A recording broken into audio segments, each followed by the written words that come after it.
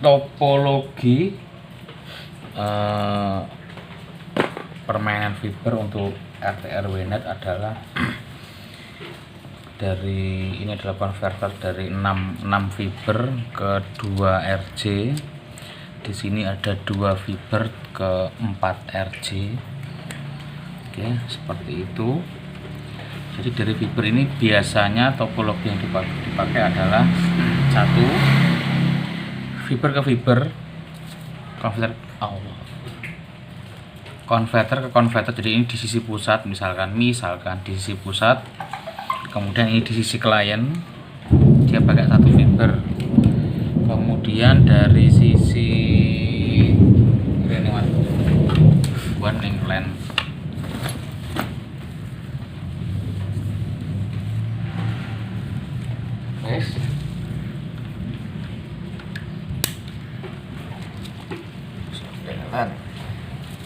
Ini ditemani dari teman-teman miknya gini, coba tekem mikir sebelah tanganmu.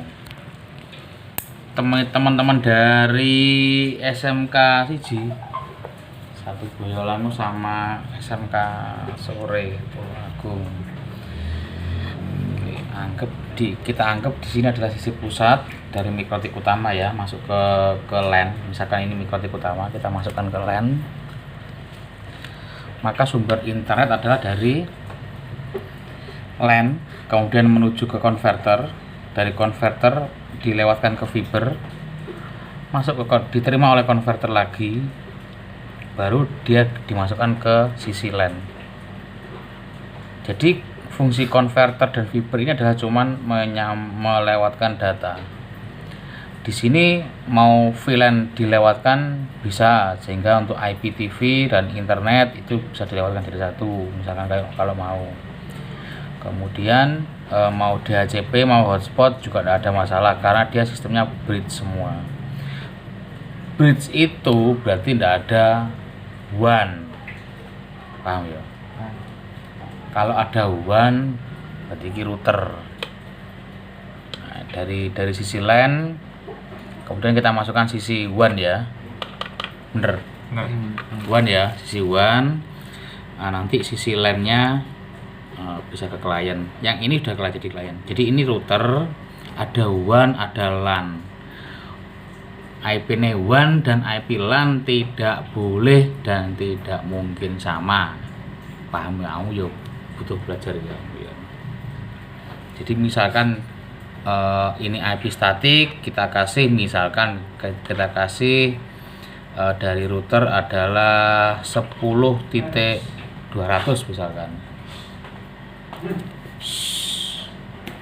Jadi 10.200 masuk ke WAN, masuk ke konverter, ke fiber, masuk ke mikrotik adalah ini misalkan 10.1. Jadi ini 10.200, gateway-nya 10.1. Kalau ini gateway tak kasih IP-nya mikrotik 10.254, berarti gateway-nya ini piro? 254. Jadi dia harus nyari ketua kelasnya dulu si gateway ini biar bisa keluar jaringan. Ini sekalian ngajari teman-teman. Nah, di sisi LAN, di sisi LAN dan di sisi wireless itu misalkan standarnya dia adalah 192.168.1.1. Gateway-nya berapa? 1.0/24. Kalau tulisannya 1.0/24 itu berarti ada 254 kelas, 254 IP mulai 1.1 sampai 1.254. Biasanya defaultnya dia adalah 1.1. Jadi kalau HP-mu connect ke sini, gak mungkin dia IP-nya 1.1, mesti diatur oleh DHCP-nya si dia yang ngasih IP, DHCP itu yang ngasih IP agar kamu dapat start dari 1.2, 1.3, 1.4, 1.5 dan seterusnya. Dengan gateway piro? Gateway sing HP masing-masing HP gateway ini piro? Gateway-nya harus dia, karena dia yang punya jaringan keluar. Jadi sing kene iki jaringan dalam, yang WAN itu jaringan luar. Lek kamu connect ke LAN dan ke wireless, berarti kamu tuh satu kelas sama dia.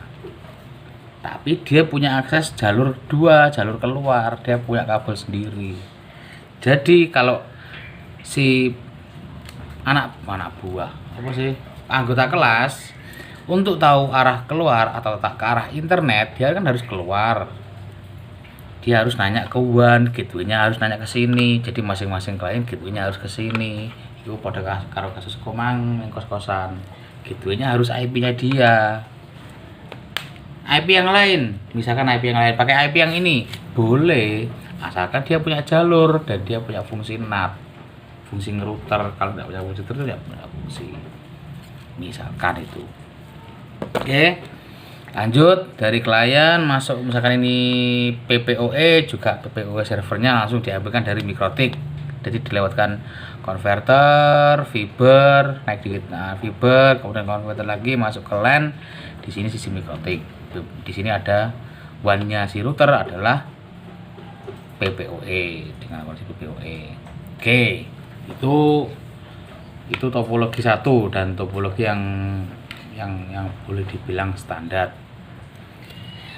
Kasus kedua adalah ini kebetulan kita tidak punya fiber lagi, contoh untuk patchcode-nya. Ini namanya patchcode saya, patchcode CORD, kabel patch lah, patch karo perpanjangan kayak ini. Di sini ada fiber lagi nganggur satu lagi, kan nggak kepake. Ini bisa kita isi fiber lagi, kita tarik ke sebelah sana, kita kasih konverter lagi di sini.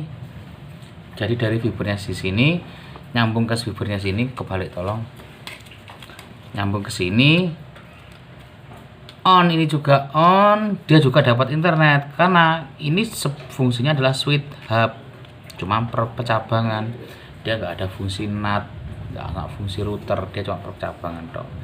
Dan ini semua yang utama juga, ini 6 fiber dan 2 ini juga sama, switch hub juga. Makanya ini bisa tarik ke sini. Topologi kedua ini sudah masuk topologi kedua. Kemudian menggunakan ini lagi, daripada nggak kepakai, kita langsungkan ke fiber yang lain, konverter yang lain, kita kasih yang ini, kita kasih konverter lagi ke konverter yang lagi, bisa. Itu topologi kedua. Terus lanjut lagi. Oke, kita pakai satu fiber aja dulu, seperti ini kondisinya. Seret, minggir. Ini ada 3 LAN lagi. Apakah bisa 3 LAN ini untuk 3 router yang lain? Bisa, karena sekali lagi ini fungsi switch hub. Jadi ini ke router yang lain, misalkan lihat aku ini bukan endorse ya, enggak ada uangnya. Kalau ada uangnya nanti ini pakai SIM kebetulan. Oke, ke sini. Kalau contoh kabelan ya. Ini router apa? Ndi? Wih. Wah, kena. Oh iya wis. Wah, canggih kamu kayak. Nah, itu. Jadi dari kalau kondi topologi seperti ini, kamu mau kebres toh? Udah situ. Apa nyapu? Ini uang. Ini nggak dikasih power ya, contoh aja. Ini dari satu fiber masuk ke konverter 4 LAN, kita bisa sambungkan 4 router, 1, 2, 3, 4 sesuai dengan masing-masing LAN-nya ini. Masing-masing LAN akan menggunakan IP atau network segment yang sama karena dia berfungsi sebagai switch hub. Apakah bisa dimasuki VLAN dalamnya? Setahu saya bisa, tapi saya belum pernah nyoba. Dan kemungkinan besar bisa. Oke. Jadi kita dengan menggunakan satu tarikan fiber, kita udah bisa punya 4 klien. Belum lagi yang fiber ini kita tambah lagi ke konverter lagi, bisa nambah lagi semakin banyak jumlahnya. Itu topologi berapa ini Mang Gisan? 3. Oke, cabut Ren, ngalir Ren, geser Ren. Apa? Randy. Aku nanti lah. Pindah. Kabel putih tukerno itu. Kabel putih karo kabel kuning tukerno. Iki konverter diganti sing kae. Hah? Oh, Diganti sing kae konverter. Sekarang kita masuk topologi keempat, di mana kita akan membuat mini ODP. Mini ODP itu apa? Satu percakapan